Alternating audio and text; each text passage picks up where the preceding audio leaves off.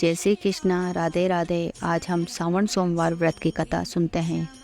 श्रावण सोमवार की कथा के अनुसार अमरपुर नगर में एक धनी व्यापारी रहता था। दूर दूर तक उसका व्यापार फैला हुआ था। नगर में उस व्यापारी का सभी लोग मान सम्मान करते थे। इतना सब कुछ होने पर भी वह व्यापारी अंतर्मन से बहुत दुखी था, क्योंकि उस व्यापारी के कोई पुत्र नहीं था। दिन रात उसे एक ही चिंता सताती रहती थी कि उसकी मृत्यु के बाद उसके इतने बड़े व्यापार और धन संपत्ति को कौन संभालेगा। पुत्र पाने की इच्छा से वह व्यापारी प्रति सोमवार भगवान शिव की व्रत पूजा किया करता था।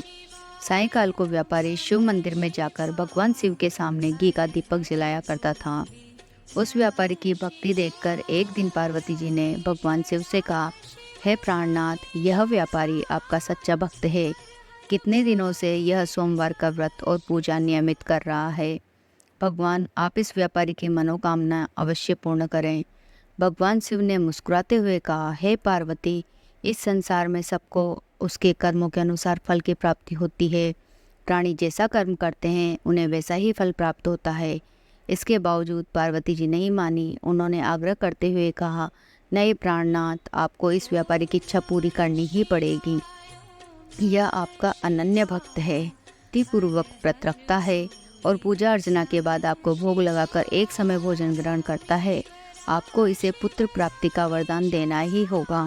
पार्वती जी का इतना आग्रह देखकर भगवान शिव ने कहा, तुम्हारे आग्रह पर मैं इस व्यापारी को पुत्र प्राप्ति का वरदान देता हूँ, लेकिन इसका पुत्र 16 वर्ष से अधिक जीवित नहीं रहेगा।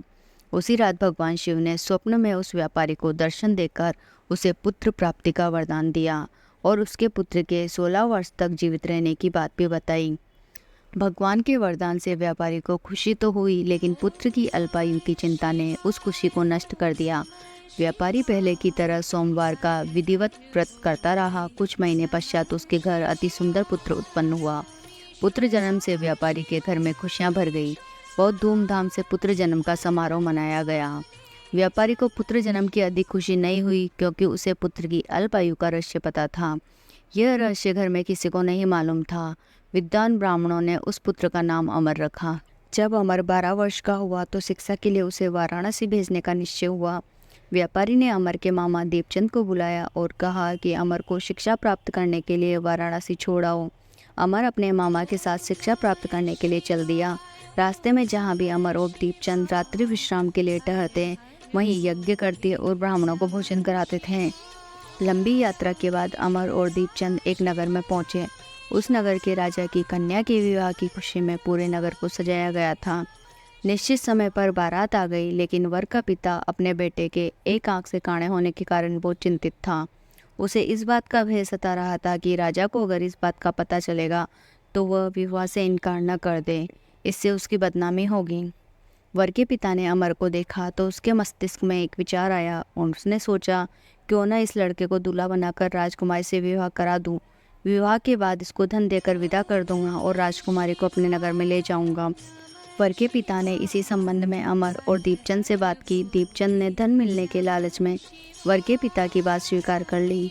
अमर को दूल्हे के वस्त्र पहनाकर राजकुमारी चंद्रिका से विवाह करा दिया। राजा ने बहुत सा धन देकर राजकुमारी को विदा किया। अमर जब लौट रहा था तो वह सच छिपा न सका और उसने राजकुमारी की ओढ़नी पर लिख दिया, राजकुमारी चंद्रिका, तुम्हारा विवाह तो मेरे साथ हुआ है। मैं तो वाराणसी में शिक्षा प्राप्त करने जा रहा हूँ। अब तुम्हें जिस नवयुवक की पत्नी बनना पड़ेगा वो काणा है। जब राजकुमारी ने अपनी ओढ़नी पर लिखा हुआ पढ़ा तो उसने काणे लड़के के साथ जाने से इनकार कर दिया। राजा ने सब बातें जानकर राजकुमारी को महल में रख लिया। उधर अमर अपने मामा दीपचंद के साथ वाराणसी पहुंच गया। अमर ने गुरुकुल में पढ़ना शुरू कर दिया। जब अमर की आयु 16 वर्ष पूरी हुई तो उसने एक यज्ञ किया। यज्ञ की समाप्ति पर ब्राह्मणों को भोजन कराया और खूब अन्न वस्त्र दान दिए। रात को अमर अपने शयन कक्ष में सो गया। भगवान शिव के वरदान के अनुसार शयनावस्था में ही अमर के प्राण पखेरु उड़ गए। सूर्योदय पर मामा अमर को मृत देखकर रोने पीटने लगा। आसपास के लोग भी एकत्र होकर दुख प्रकट करने लगे। मामा के रोने और विलाप करने का स्वर वहाँ से गुजरते हुए भगवान शिव और पार्वती ने भी सुने। पार्वती जी ने भगवान से कहा, हे प्राणनाथ, मुझको इसके रोने के स्वर सहन नहीं हो रहे हैं। आप इस व्यक्ति के कष्ट अवश्य दूर करें। भगवान शिव ने पार्वती जी के साथ अदृश्य रूप में समीप जाकर अमर को देखा तो पार्वती जी से बोले, पार्वती जी, यह तो उसी व्यापारी का पुत्र है मैंने इसे 16 वर्ष की आयु का वरदान दिया था, इसकी आयु पूरी हो गई है। पार्वती जी ने फिर भगवान शिव से निवेदन किया, हे प्राणनाथ, आप इस लड़के को जीवित करें, नहीं तो इसके माता पिता पुत्र के मृत्यु के कारण रो रो कर अपने प्राणों का त्याग कर देंगे। इस लड़की का पिता तो आपका परम भक्त है, वर्षों से सोमवार का व्रत करते हुए आपको भोग लगा रहा है।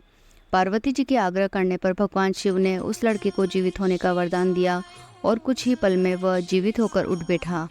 शिक्षा समाप्त करके अमर मामा के साथ अपने नगर की ओर चल दिया। दोनों चलते हुए उसी नगर में पहुंचे जहां अमर का विवाह हुआ था। उस नगर में भी अमर ने यज्ञ का आयोजन किया। समीप से गुजरते हुए नगर के राजा ने यज्ञ का आयोजन देखा। राजा ने अमर को तुरंत पहचान लिया। यज्ञ समाप्त होने पर राजा अमर और उसके मामा को महल में ले गया और कुछ दिन उन्हें महल में रखकर बहुत सा धन वस्त्र देकर राजकुमारी के साथ विदा किया। रास्ते में सुरक्षा के लिए राजा ने बहुत से सैनिकों को भी साथ भेजा। दीपचंद ने नगर में पहुंचते ही एक दूत को घर भेजकर अपने आगमन की सूचना भेजी। अपने बेटे अमर के जीवित वापस लौटने की सूचना से व्यापारी बहुत प्रसन्न हुआ। व्यापारी ने अपनी पत्नी के साथ स्वयं को एक कमरे में बंद कर रखा था। भूखे प्यासे रखकर व्यापारी और उसकी पत्नी बेटे की प्रतीक्षा कर रहे थे। उन्होंने प्रतिज्ञा कर रखी थी कि यदि उन्हें अपने बेटे की मृत्यु का समाचार मिला तो दोनों अपने प्राण त्याग देंगे। व्यापारी अपनी पत्नी और मित्रों के साथ नगर के द्वार पर पहुंचा और अपने बेटे के विवाह का समाचार सुनकर पुत्रवधू राजकुमारी चंद्रिका को देखकर उनकी खुशी का ठिकाना न रहा।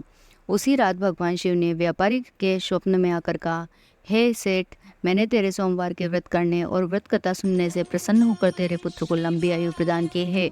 व्यापारी बहुत प्रसन्न हुआ। सोमवार का व्रत करने से व्यापारी के घर में खुशियां लौट आई। शास्त्रों में लिखा है कि जो स्त्री पुरुष सावन के सोमवार का विधिवत व्रत करते हैं और व्रत कथा सुनते हैं, उनकी सभी इच्छाएं पूरी होती है। जय भोलेनाथ।